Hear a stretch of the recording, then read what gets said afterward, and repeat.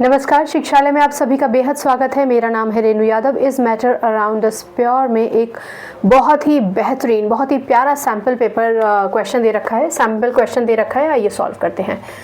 कहता है 2 ml acetone है present in 45 ml of its aqueous solution. Calculate the concentration of this solution. जो बच्चे कंसंट्रेशन ऑफ सोल्यूशन को अच्छी तरीके से जानते हैं, बहुत हबड़ दबड़ में ये क्वेश्चन करके आते हैं और फिर आकर दुखी होते हैं कि मैम हमने गलत कैसे कर दिया। अरे दीदी सही तो किया था, फिर क्या गड़बड़ हो गई। आइए बताती हूँ क्या गड़बड़ करते हैं आप लोग। 2 ml एसीटोन है। ऑफ कोर्स आप समझ गए होंगे कि वॉल्यूम ऑफ सॉल्यूट तो है आपका 2 ml। चलो ये बात तो समझ में आती है। Is present in 45 ml of its aqueous solution. सबसे पहले ये समझिए एक्वस का क्या मतलब होता है।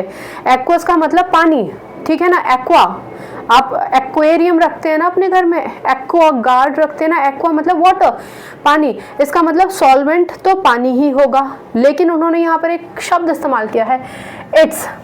इसका क्या मतलब हुआ, दोबारा से सुनिए। 2 ml of acetone is present in 45 ml of its aqueous solution। यानी ये जो टोटल वॉल्यूम था सॉल्यूशन का वो 45 ml था। कब? जब इसमें ऑलरेडी 2 ml हमारा एसीटोन डल चुका है, ठीक है ना। If 2 ml of acetone is present in its, उसके खुद के 45 ml of aqueous solution, यानी इन्होंने आपको कंफ्यूज करने के लिए सॉल्वेंट वाली चीज़ें ख़त्म कर दी, सीधे सॉल्यूशन दे दिया। अब आप कंफ्यूज होते रहिए कि ये सॉल्यूशन में 45 ml का मतलब 45 प्लस 2 ml करेंगे या क्या है। तो आप समझ गए ना, जब इन्होंने ये कहा कि 2 ml of acetone is present in it's aqueous solution, यानी ऑलरेडी वो सॉल्यूशन की बात कर रहे हैं। कहने का मतलब यहाँ पर उन्होंने ऑलरेडी आपको वॉल्यूम ऑफ सॉल्यूशन दे रखा है। सॉल्यूट तो उन्होंने गोल ही कर दिया, सॉल्यूट की तो उन्होंने बात ही नहीं की। एक्वस सॉल्यूशन में मिलाया, यानी एसीटोन को हमने एक्वस पानी में मिलाया, तो जो टोटल क्वांटिटी हमारे पास आई सॉल्यूशन की वो 45 ml थी। यानी ये खुद ब खुद में क्या है, सॉल्यूट प्लस सॉल्वेंट है, ठीक है। अब अगर आप वैसे, मैं समझाने के लिए बता रही हूँ, ये पॉइंट्स लिख के आने की ज़रूरत नहीं है। अगर सॉल्यूट और सॉल्वेंट मिलके 45 है और सॉल्यूट ही 2 ml है, तो सॉल्वेंट कितना रहा होगा, डेफिनेटली 43 ml रहा होगा। पर इन्होंने 43 ml सॉल्वेंट नहीं दिया है, डायरेक्टली सॉल्यूशन का वॉल्यूम दे रख दिया है। समझ में आया।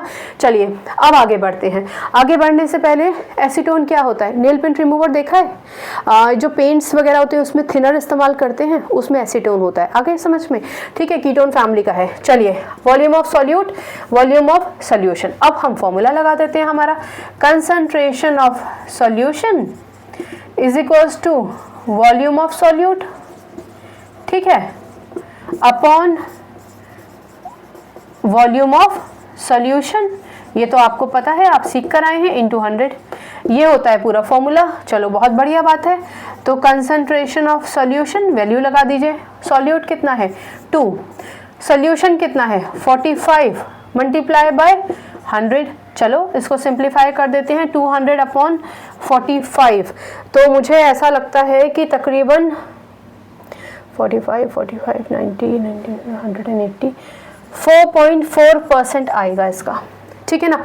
4.4%। तो इस क्वेश्चन का क्या मतलब हुआ, इसका मतलब ये हुआ कि ml मिलीलीटर्स में तो एसीटोन आपने घोल के एक सॉल्यूशन बना दिया। अब बाय परसेंटेज कितना है, तो आप ये भी लिख सकते हैं कि कंसंट्रेशन, इसके बाद में मेरे पास जगह नहीं है इसलिए मैं यहाँ लिख देती हूँ, concentration of acetone in solution is 4.4%। आप ये लिख सकते हैं।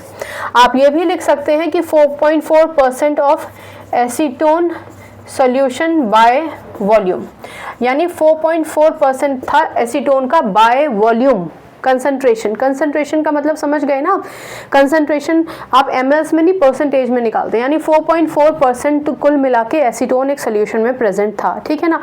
बिल्कुल सेम फॉर्मूला हमने लगाया है जो इससे पहले क्वेश्चन सॉल्व किया था। ये क्वेश्चन सॉल्व करने का मुख्य कारण ही ये था कि आपको इस कन्फ्यूजन से हम दूर करें।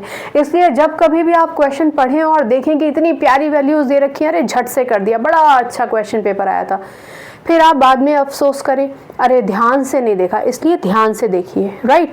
यही क्वेश्चन आपको यही समझाता है कि ध्यान से देखिए। बाकी कोई कंफ्यूजन हो तो पूछ लीजिएगा।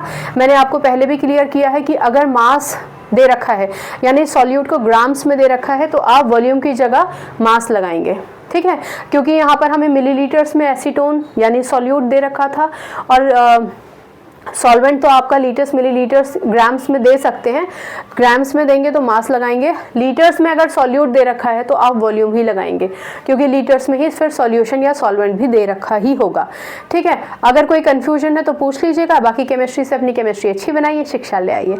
अगली बार मिलने तक अपना ख्याल रखिए, खुश रहिए, नमस्कार।